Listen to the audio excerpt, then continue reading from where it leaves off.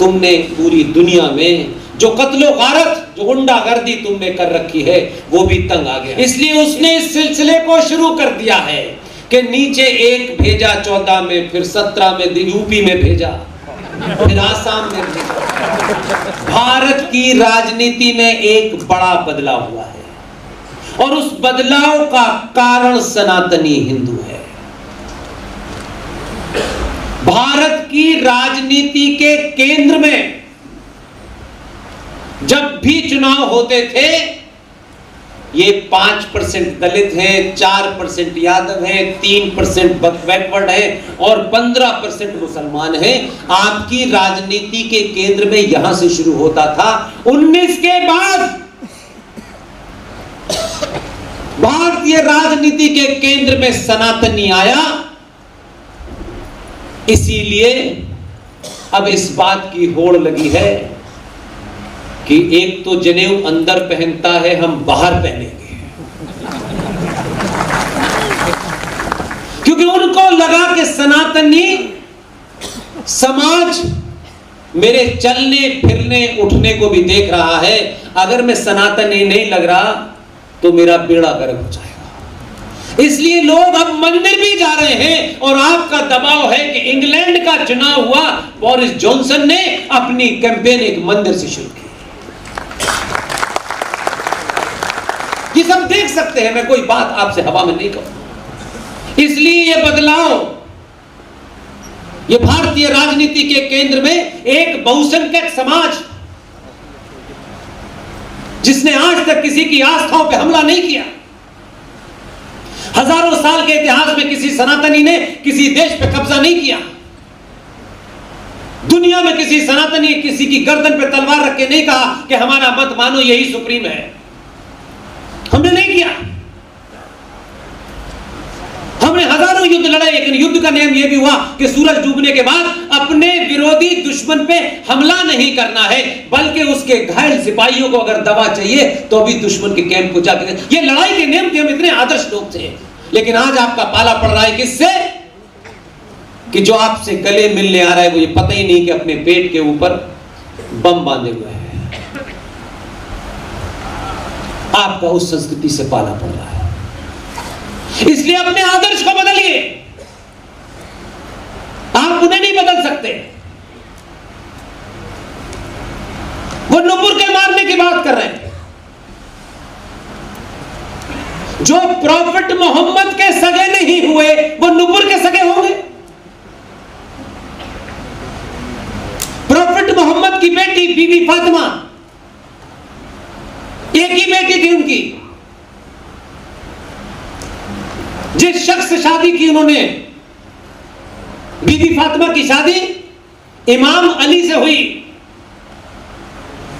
इमाम अली मस्जिद में फजर यानी सुबह 4:30 बजे की जब नमाज पढ़ रहे थे, उनका कत्ल किसने किया था? अली की पत्नी प्रॉफिट मोहम्मद साहब की बेटी को उनके घर में आग लगा करके किसने मारा था?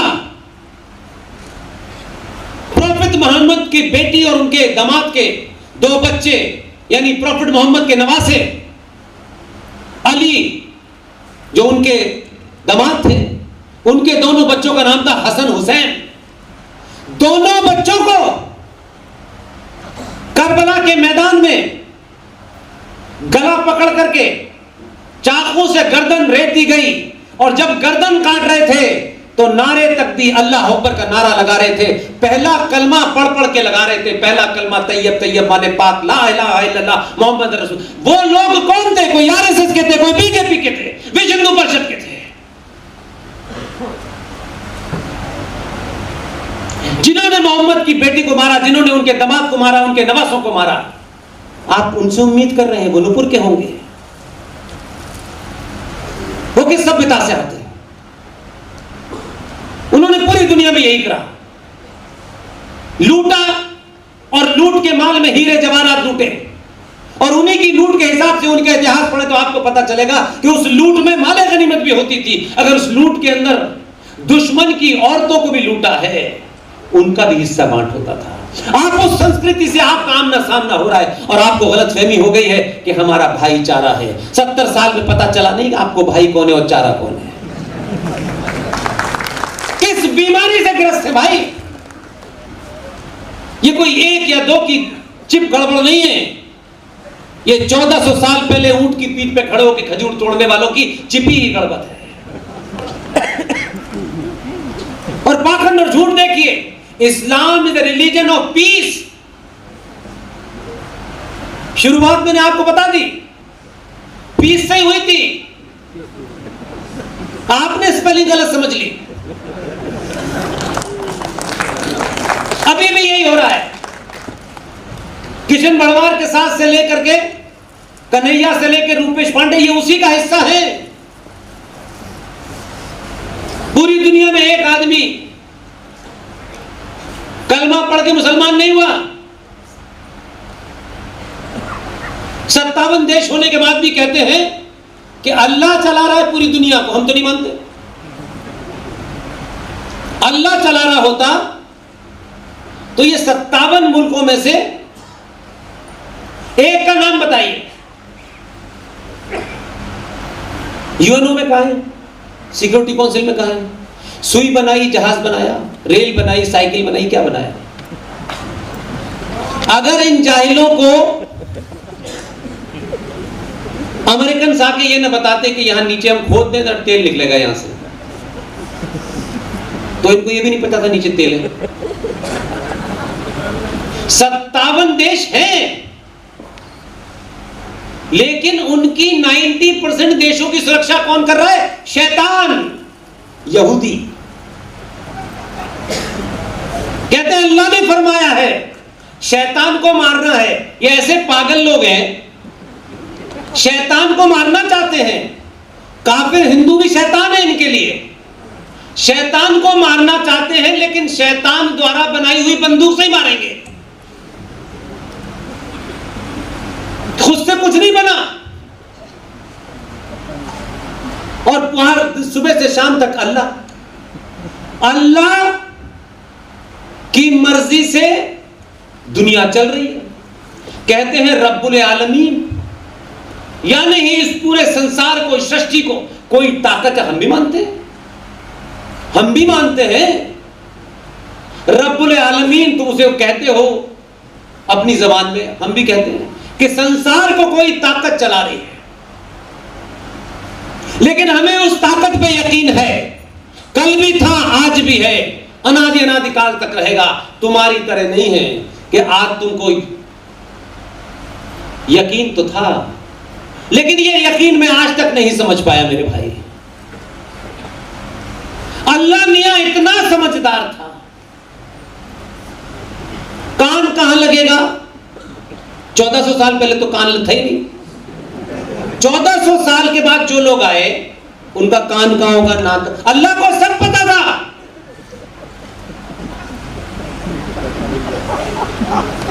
उसे यह बात नहीं पता थी कि काफिर कैंची न बनाए तो ये मुसलमान नहीं होंगे।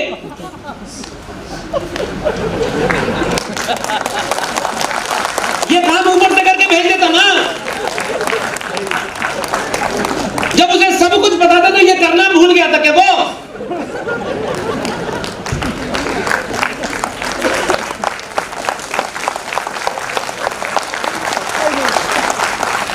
दो क्या अल्लाह से जो गलती हो गई वो हिंदुओं ने सुधार दी? नहीं, तुम काफिर आते, काफिर मर जाते।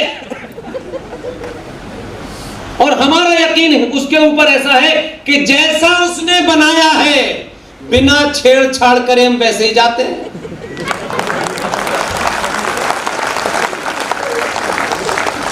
इसलिए तय करो कि वो रब्बुल आलमीन है। इस दुनिया में हवा, पानी, आंधी, बरसात जो कुछ हो रहा है उसकी मर्जी से हो रहा है। बार बार बच्चों को बताते हो कलमा पढ़ा पढ़ा करके, हम भी मानते हैं उसी की मर्जी से हो रहा है। 14 में जो आया है वो भी उसी की मर्जी से आया है। और उसमें लिखा है कुरान मजीद में, ये मुसलमान नहीं बताते, ये मस्जिद में नहीं बताते, मुझे बताया गया है। ये उसमें साफ साफ लिखा है, जिसे वो कहते हैं कुरान शरीफ है, हरे कपड़े में बांध के रख देते हैं, उधर मत देखना, पढ़ते नहीं है, डराते हैं। उसी में लिखा है कि ए मुसलमानों, मुझ पे मुकम्मल यानी कंप्लीट ईमान लाने वालों को मुसलमान शब्द कहा गया है, और इसका कोई मतलब नहीं है। जो लोग मुझ पे यकीन लाए हैं, जिनका मुझ पे पूरा यकीन है, ये बात मैं उनसे कह रहा हूं कि मैं तुम्हें जमीन पर, इस धरती पर भेज रहा हूं। तुम्हारे लिए मैंने सब कुछ, दुनिया की सुख सुविधाएं, खाने पीने के लिए सब कुछ रखा, लेकिन तुम्हें कुछ इंस्ट्रक्शन है, ये करना है, ये नहीं करना है। और अगर तुमने मेरे हुक्म की खिलाफ वर्जी या नहीं, मेरे हुक्म को नहीं माना, मैंने जो तुमको इंस्ट्रक्शन दिए हैं ये नहीं माना, तो याद रखना मैं धरती पर ऐसे लोग भेजूंगा जो तुम्हें रास्ते पे ले आएंगे। ये नहीं लिखा था कि आधा कुर्ते वाला गुजरात से आएगा, ये नहीं लिखा, लेकिन तुम उसकी बात नहीं मान रहे। कुरान शरीफ को भी तुम झूठा बता रहे, तुम झूठे और मक्कार हो। अगर कायनात वो चला रहा है और सब कुछ वही है, तो भाई तुमने पूरी दुनिया में जो कत्लो गारत, जो गुंडागर्दी तुमने कर रखी है, वो भी तंग आ गया है। इसलिए उसने इस सिलसिले को शुरू कर दिया है कि नीचे एक भेजा 14 में, फिर 17 में यूपी में भेजा, फिर आसाम में भेजा।